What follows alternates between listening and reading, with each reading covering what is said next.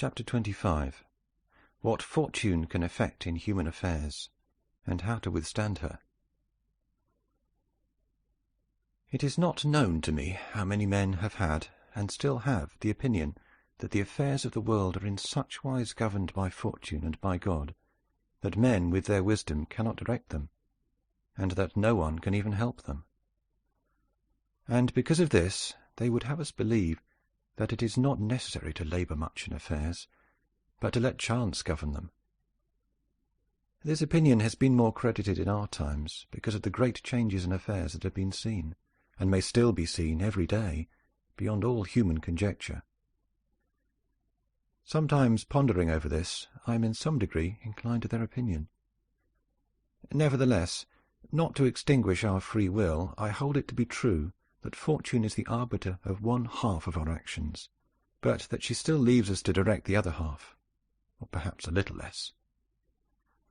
I compare her to one of those raging rivers, which, when in flood, overflows the plains, sweeping away trees and buildings, bearing away the soil from place to place.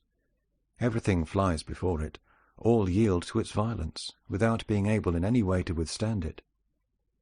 And yet, though its nature be such, it does not follow, therefore, that men, when the weather becomes fair, shall not make provision, both with defences and barriers, in such a manner that, rising again, the waters may pass away by canal, and their force be neither so unrestrained nor so dangerous. So it happens with Fortune, who shows her power where valour has not prepared to resist her, and thither she turns her forces where she knows that barriers and defences have not been raised to constrain her.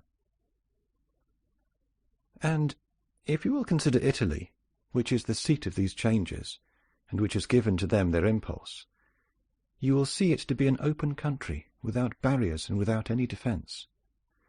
For if it had been defended by proper valour, as are Germany, Spain, and France, either this invasion would not have made the great changes it has made, or it would not have come at all. And this I consider enough to say concerning resistance to Fortune in general. But confining myself more to the particular, I say that a prince may be seen happy to-day and ruined to-morrow without having shown any change of disposition or character. This, I believe, arises firstly from causes that have already been discussed at length, namely, that the prince who relies entirely on Fortune is lost when it changes. I believe also that he will be successful who directs his actions according to the spirit of the times, and that he whose actions do not accord with the times will not be successful. Because men are seen, in affairs that lead to the end which every man has before him, namely glory and riches, to get there by various methods, one with caution, another with haste, one by force, another by skill, one by patience, another by its opposite, and each one succeeds in reaching the goal by a different method.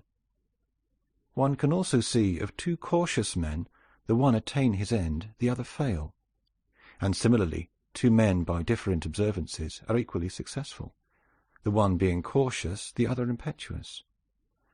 All this arises from nothing else than whether or not they conform in their methods to the spirit of the times. This follows from what I have said, that two men working differently bring about the same effect, and of two working similarly, one attains his object and the other does not. Changes in estate also issue from this, for if, to one who governs himself with caution and patience, times and affairs converge in such a way that his administration is successful, his fortune is made. But if times and affairs change, he is ruined if he does not change his course of action.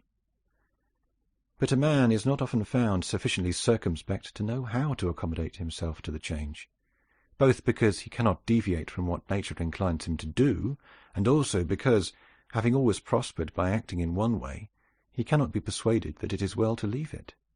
And therefore the cautious man, when it is time to turn adventurous, does not know how to do it. Hence he is ruined. But had he changed his conduct with the times, Fortune would not have changed. Pope Julius II went to work impetuously in all his affairs, and found the times and circumstances conform so well to that line of action that he always met with success. Consider his first enterprise against Bologna, Messer Giovanni Bentivogli being still alive. The Venetians were not agreeable to it, nor was the King of Spain, and he had the enterprise still under discussion with the King of France. Nevertheless, he personally entered upon the expedition with his accustomed boldness and energy, a move which made Spain and the Venetians stand irresolute and passive, the latter from fear, the former from desire to recover the kingdom of Naples. On the other hand, he drew after him the King of France, because that king, having observed the movement and desiring to make the Pope his friend so as to humble the Venetians, found it impossible to refuse him. Therefore Julius, with his impetuous action, accomplished what no other pontiff with simple human wisdom could have done. For if he had waited in Rome until he could get away, with his plans arranged and everything fixed, as any other pontiff would have done, he would never have succeeded, because the King of France would have made 1,000 excuses, and the others would have raised 1,000 fears. I will leave his other actions alone, as they were all alike, and they all succeeded, for the shortness of his life did not let him experience the contrary. But if circumstances had arisen which required him to go cautiously, his ruin would have followed, because he would never have deviated from those ways to which nature inclined him.